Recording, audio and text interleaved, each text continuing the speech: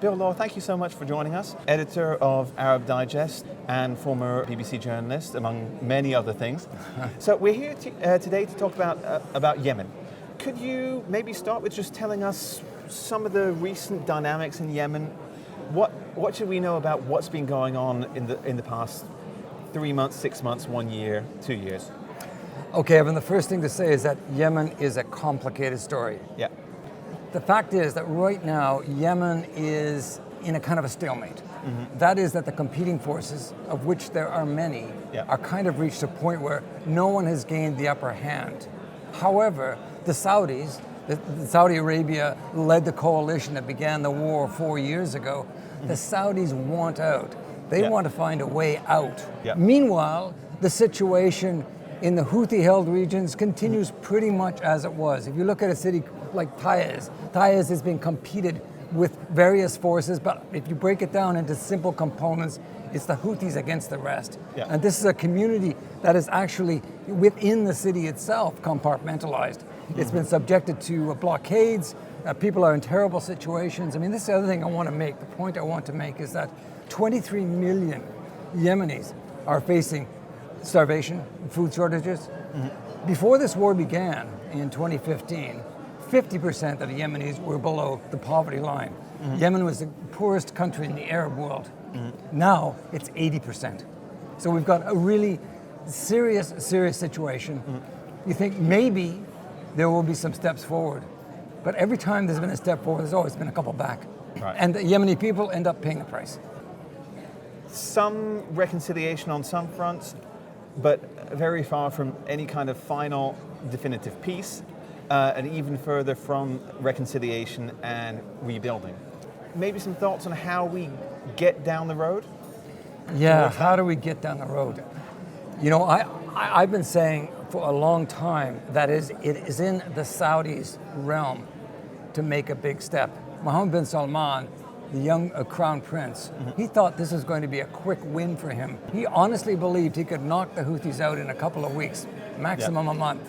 Well, 4 years down the line, that hasn't happened. Mm-hmm. So this situation now has become, we've gotten to a point where the Saudis need to take a step back. I've been saying for some time, declare a unilateral cessation to the bombing. Mm-hmm. Stop the bombing, set a period of time, a week, 10 days, 2 weeks, put the ball in the Houthis' court and see what they do. Because no side in this war comes out looking good, believe me. You want to ask me if I'm optimistic? Mm-hmm. I'm not. You're not? I'm not. But you have to try and start somewhere. Mm-hmm. I think that would be a good starting point. Yeah. Will the Saudis do it? I hope they will.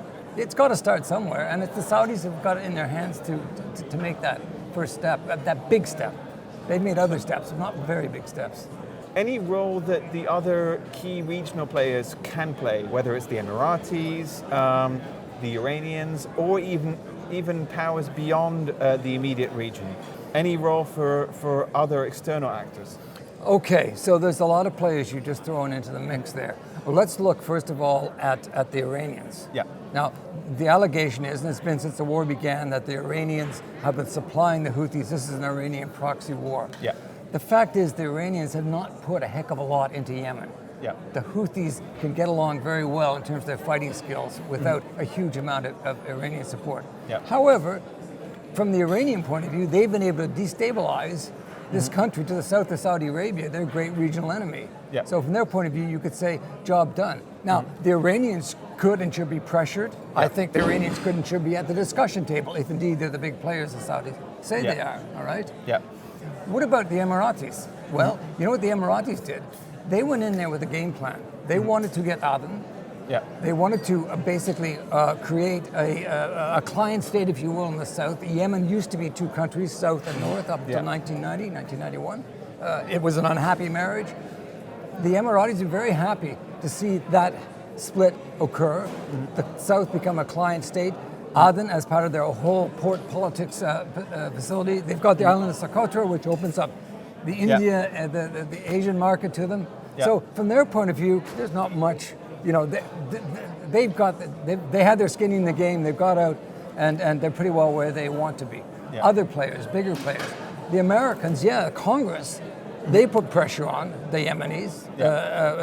They put pressure on the Saudis to pull out. In part, it's tied to the terrible murder of Jamal Khashoggi.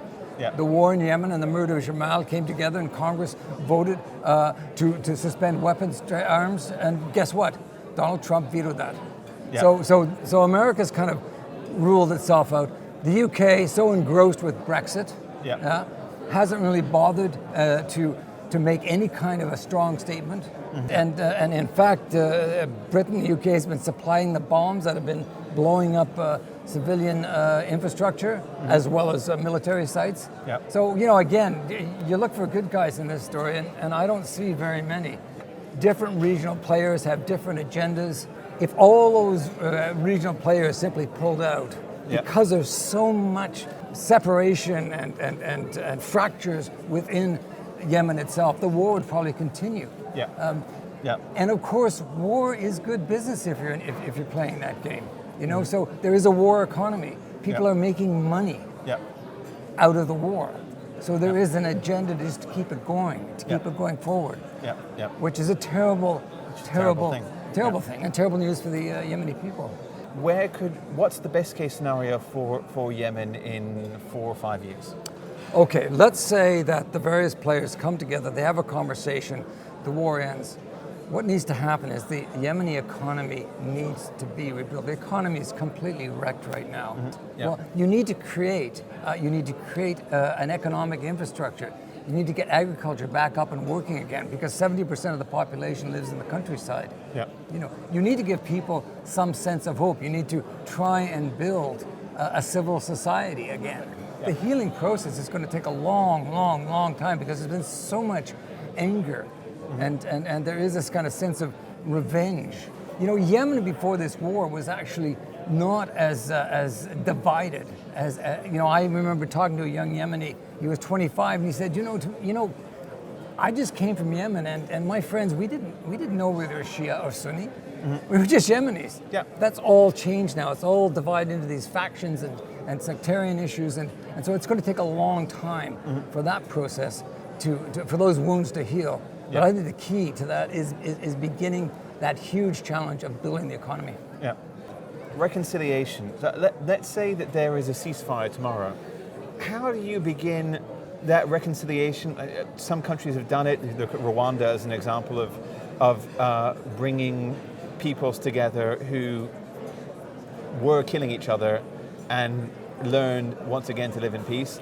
How does Yemen begin reconciliation if there is at least a cessation of hostilities? You know what I would say? I would say, and this is something that's lacking thus far. Martin Griffiths, the UN appointed special envoy, he cobbled together a deal. It's a year old, I think, today, which basically hasn't achieved very much. Mm-hmm. One of the criticisms was a young Yemeni activist said to me, there are no women in the conversations. I would say get women involved, because women disproportionately bear the price and the weight of war. And I think, women actually come up with more positive solutions. So if you want to talk about the process of reconciliation, and make damn sure you've got at least 50% of your committees, your groups, with women engaged. That's going to be tough, because it's a patriarchal society. But I've talked to some very impressive young Yemeni women, and I would like to see them engaged in the process of reconciliation. Good. Good. Thank you so much. Pleasure.